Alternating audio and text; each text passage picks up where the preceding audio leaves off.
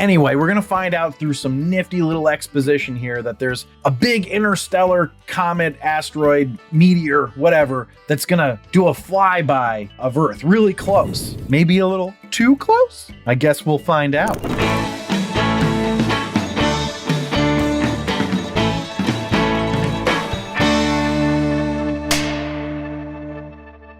Welcome back to another episode of The Rank. I'm John, and today we're going to be ranking action movies. Now, for those of you who are new to the show, I'm going to give you a quick agenda here. First, we start with the potent notables, which are just a couple interesting facts or tidbits that I found out about the movie, unless I didn't find anything interesting, in which case it'll just be the box office results. Then we go into the movie overview, which is where I talk about what happened in the movie. Then I do the rank, the namesake of the show, where I rank the movie in 10 categories on a scale of 1 to 5, 1 being the worst, 5 being the best, all to find out what are the best action movies of all time. And today we're going to be ranking Greenland, the 2022 action movie starring Gerard Butler and Morena Baccarin, written by Chris Sparling and directed by Ric Roman Waugh. So is this one of the best action movies of all time? Let's find out, starting with the potent notables.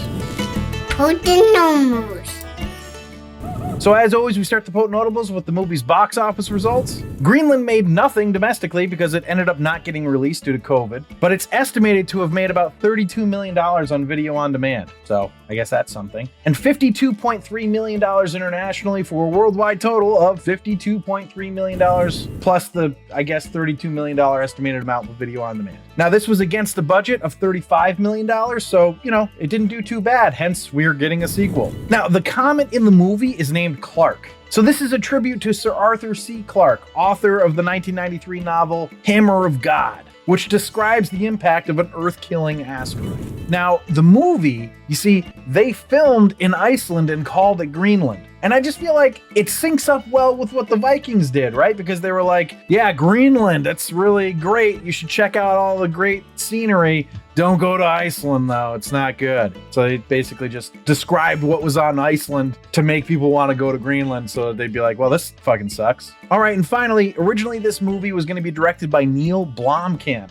and star Chris Evans, but by February 2019, Blomkamp and Evans were out and Gerard Butler and Ric Roman Waugh were in. And Gerard Butler decided he was going to produce it. All right, let's go to the movie overview. So we start off the movie meeting John Garrity on top of a skyscraper. He's got a hard hat on, but he's wearing a button-up. So we know he's in charge in some kind of way. They have him look at his phone and we see his background is his wife and child, and we're like, he's a family man. And then one of his employees comes up to him, calls him boss affectionately, and urges him to go home because he said he was going to go home early. Come on, boss, we got this. Go home. So now we know he's respected and well-liked by his subordinates. I mean, great guy, right? But then there seems to be this undercurrent, like he doesn't want to go home. And that contentious feeling continues, like when he goes in his house and then he sees his wife and it's awkward. But why? Now, don't worry, because we're like 10 minutes into this movie and we're going to find out why about 4/5 through it. So if you're like, man, I've got to watch it and find out why this couple is super awkward, you will eventually find out. So great. I mean, it's not a big deal, but it does feel like a central plot point. I would have liked to have known what the issue was in the beginning. Plus, it feels like it's all put on the wife/mom here. Now, we do eventually find out that he cheated on her during a rough patch, but then we sort of sweep it away and continue it being like the mom's fault here because she's like, it was as much my fault as it was yours. I'm just like, I mean, come on. Did you do some extramarital fornicating? Because it feels like it's not your fault for his behavior. Anyway, we're going to find out through some nifty little exposition here that there's a big interstellar comet, asteroid, meteor, whatever, that's going to do a flyby of Earth really close. Maybe a little too close? I guess we'll find out. We also find out that the kid, Nathan, has type 1 diabetes. This couldn't possibly come into play later, could it? Now, I was thinking it would come into play by them not having the insulin, and then they would need to go get it, and bad stuff ensues because of it. And I was right for the most part, but it's really not the whole story. They don't rely on that to get the plot going. Or they rely on it to get the plot going, but not to keep the plot going. Now, at the beginning here, John is going to get an alert on his phone that an impending message is coming from the president. This same message is also delivered to their TV at home somehow. But of course, Allie, the wife, the mom/wife whose fault it is that this guy can't keep his dick in his pants, is busy making herself look foxy, so she misses it. But the message is that John, Allie, and Nathan have been selected by the US government to shelter in Greenland, of course, because, you know, the US has a bunker in Greenland that only Americans are allowed to go to. Now, clearly that means the government knows something's up, something more than they're telling the citizens. Don't worry though, because that's not the only time they're going to get the message. They're also going to get it in front of all of their neighbors because they have all of their neighbors over for, I don't know, because they're extroverts, I guess? I have no idea why they were all over, but they were. Also, that neighborhood that John and his family are living in, they got a lot of big houses. So John's making a pretty good living as a structural engineer.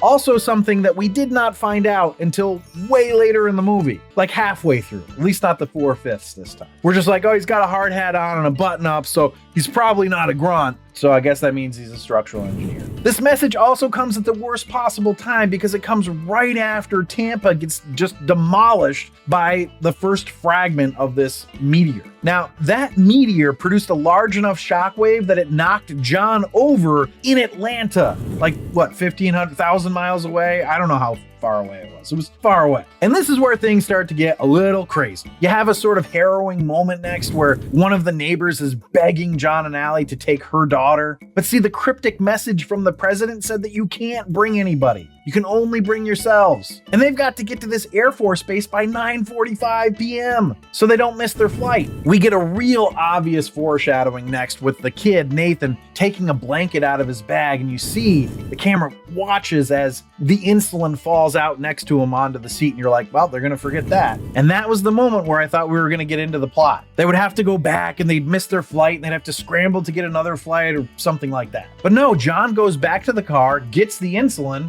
and then Allie makes the mistake of mentioning Nathan's diabetes to one of the guards. When the government finds out that their kid is chronically ill, they're like, nope, you can't go. And for a moment, it looks like John is actually going to end up on the plane without them. But then someone points out the bag of insulin and is like, hey, how did you get on here?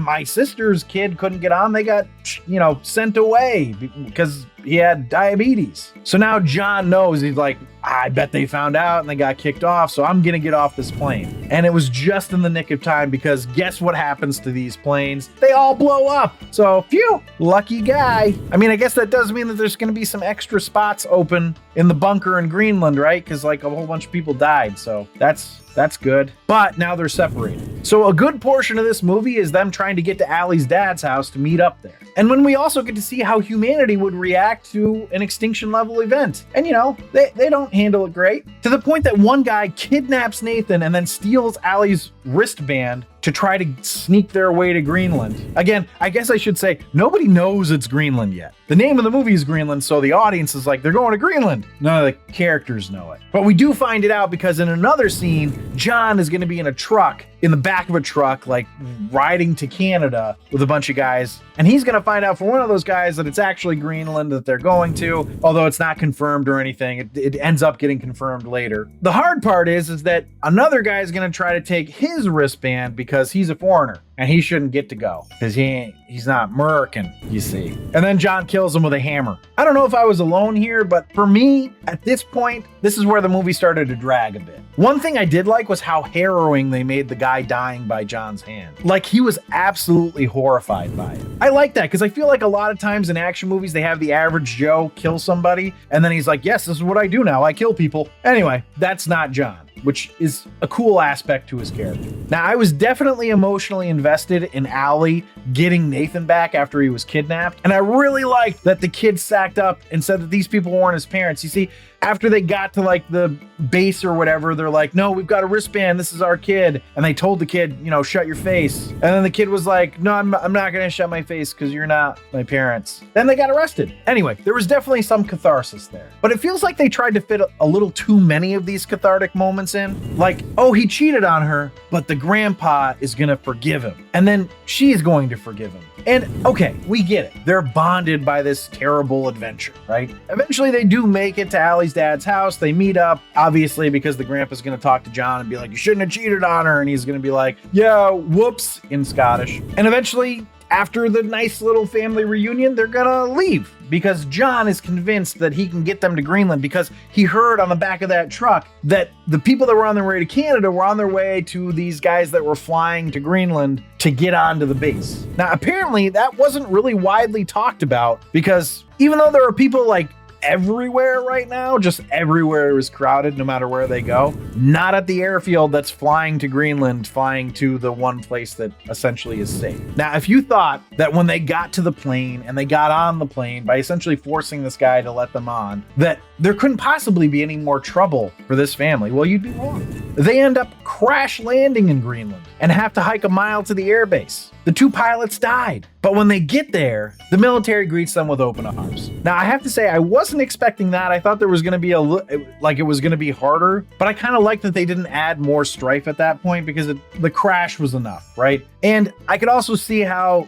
look, you got here just in time, just get in the fucking bunker. Now, we know that this big meteor is going to wipe out 75% of life on Earth because that's what the pundits on TV say. That's what NASA says. And I did start to wonder, I'm like, are there any Greenlandic people in this bunker? So like, we built a bunker in Greenland and we just let Americans in there? You know, I don't know. Maybe they got all the Greenlandic people in there as like a thank you for letting us build into your soil. Also, is it just me or are we now rooting during this whole movie? We're rooting for like the most privileged people on the planet. Like they got selected because he's a structural engineer. It didn't look like he was doing that terribly in life. I know his marriage is on the rocks because he can't keep his dick in his pants.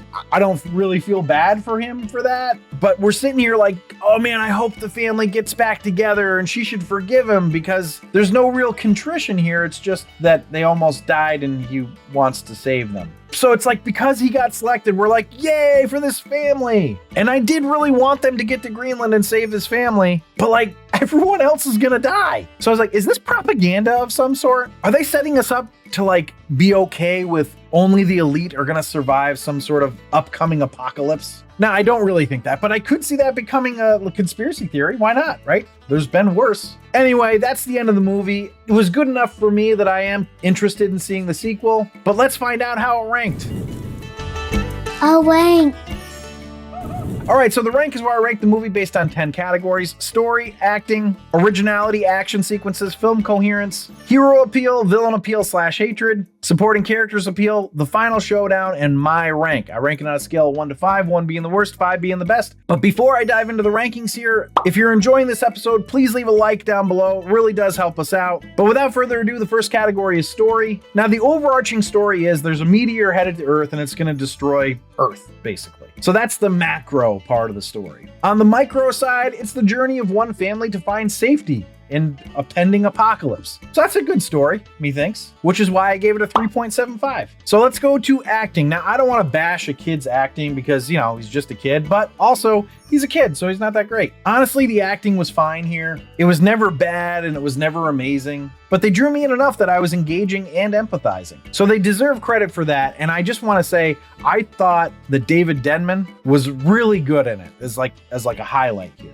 I feel like he kind of stole the show with his scenes. No, I don't want to say stole the movie. I'm saying stole the scenes that he was in. He played the kidnapper, so not a nice guy. There seemed to be some nuance in his acting there that made me not like hate the guy. You sort of understood his motivation. I don't know. It was good. Anyway, that certainly helped to keep it above a mediocre score, and I gave it a 3.5. So let's go to originality. And look, this isn't original. Now, I suppose it's original kind of in regards to having to go to Greenland and getting turned away because the kid has diabetes, but it's a disaster movie with a meteor coming to destroy the whole Earth. So that's not super original. We've seen that before. I will say that it is original kind of in that they actually had the meteor land. So that's good too. Anyway, not enough there to give it a high score. I gave it a 1.75. So let's go to action sequences. There weren't a ton of action sequences, but when there were, they were pretty decently done, like really good actually. The fights were done in a way that showed that the people that were fighting weren't used to fighting, which I thought was really good. They also weren't so bad at fighting that you got no entertainment from watching them fight. Then there was the classic dodging shit that's falling from the sky stuff. You know, it was really good from this aspect. So I gave it a 4. So let's go to film coherence. As far as following the admittedly thin plot of we've got to get to Greenland, it was excellent. At no point were you like, how did they get here? Or why are they going there? Or why are they doing that? So from that standpoint, it's really good. But, and this is a big but, the aftermath of the meteor hits in the movie just don't really fit with reality. If there was a meteor that hit Earth that was big enough to destroy an entire city, shit would not be going well in a city that's within 1,000 miles of it. And on top of everything else, and I guess spoiler alert here, but they leave the bunker in 9 months? It would literally take centuries to recover from that. I mean, they show the Earth from like a satellite viewpoint, and it's like pockmarked with meteor hits. You're not coming out of that bunker in 9 months. And this is all not to mention the ridiculous drugstore scene.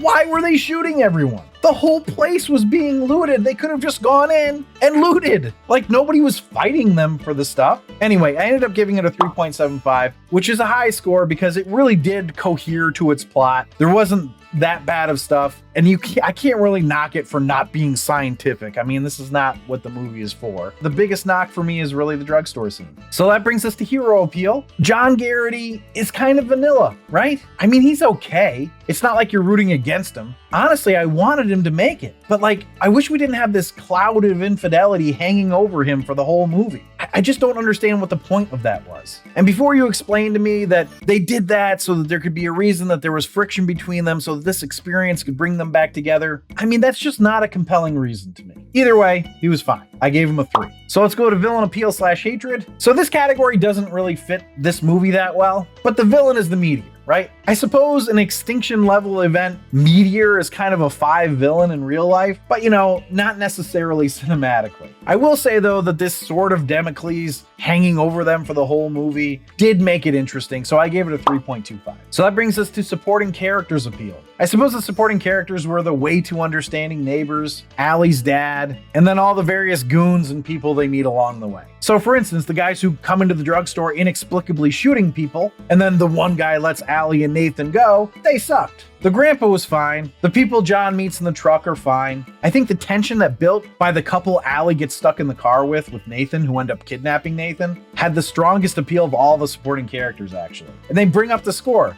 I mean, it's still probably below average, but it's a 2.75. So let's go to Final Showdown. So I took the final showdown as everything after they leave Grandpa's house. You want them to make it, and you don't know how they possibly can. They get attacked by plasma balls from the sky. Then they get the last plane out of Vietnam, which then crash lands in Greenland against a glacier, kills the pilots, and they have to walk to the base in Greenland, all fighting against the clock of when this meteor is going to hit. And it was all okay, so I gave it a 3. So let's go to my rank. Did I love this movie? Not really. Honestly, if they had trimmed it by about 20 minutes, it might have given it a little bit more excitement, and I think I would have liked it more. It might have been less coherent, potentially, but I think it would have been more entertaining. I didn't hate it, but it kind of got dull, so I certainly didn't love it. Anyway, I ended up giving it a 3.25. So that puts the total for Greenland at a 31.5, which puts it in the tier mediocre, putting it just below Jason and the Argonauts and just above Blade Runner, which I feel like is a really weird grouping. Anyway, thanks for listening and or watching. You can check out my other action movie rankings. There are a ton of them.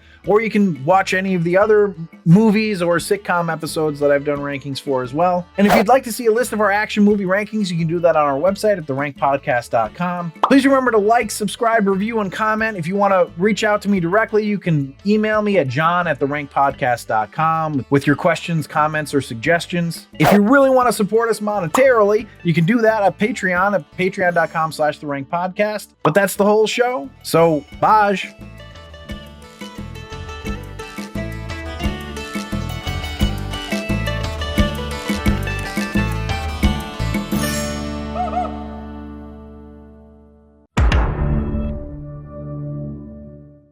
I remember when the movie started and that came up, I was like, I feel like that's probably Gerard Butler's production company just because it has a G. And then I thought, nah, that's stupid. It's just a G, right? And then I was right, which is, okay. Some more stuff for you to cut. Yay.